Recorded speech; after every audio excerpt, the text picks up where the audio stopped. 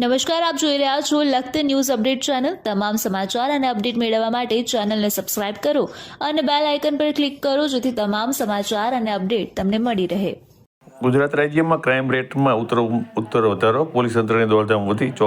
ચોક Bazaar police station વિસ્તારમાં થોડા દિવસે થયેલ હત્યા કેસના 3 આરોપીઓને ઝડપી લેવામાં આવ્યા। પોલીસ સૂત્રો પાસેથી મળતી માહિતી મુજબ મૃતક અને પકડાયેલ 2 સગીર સહિતના 3 આરોપીઓ જુદા જુદા ગુનાના આરોપીઓ છે।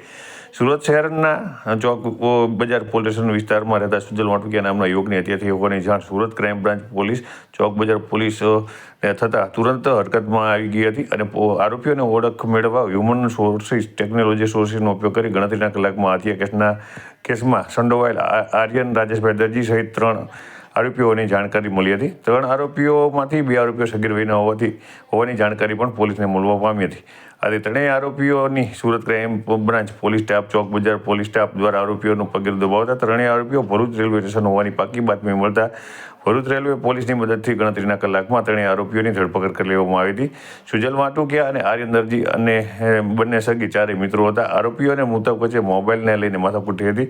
આરોપીઓનો મોબાઈલ મૃતકના ઘરે રહી ગયો હતો, જે મોબાઈલ આપવા માટે સુજલ વાટુકિયાના નક્કી કરતો હતો, જેથી આર્યન દ્વારા ચપ્પુના ઘા જ્યારે અન્ય 2 સગીરોએ તેને ગળદાપાટુનો માર મારતા મોતને ભેટ્યો હોવાનું પોલીસ સૂત્રો પાસેથી જાણવા મળ્યું હતું। આર્યન દરજી ક્રિમિનલ માઇન્ડ ધરાવતો હોય તેની વિરુદ્ધ અગાઉ 2 ગુના નોંધાઈ ચૂક્યા છે, ત્યારે સગાઈ વયના 2 આરોપીઓ પણ ઘરફોડ ચોરીના ગુના આરોપીઓ છે। મૃતક સુજલ વાટુકિયા 1 માસ અગાઉ ચેન સ્નેચિંગના ગુનામાં કતાર પોલીસના હાથે ઝડપાઈ ગયો હતો।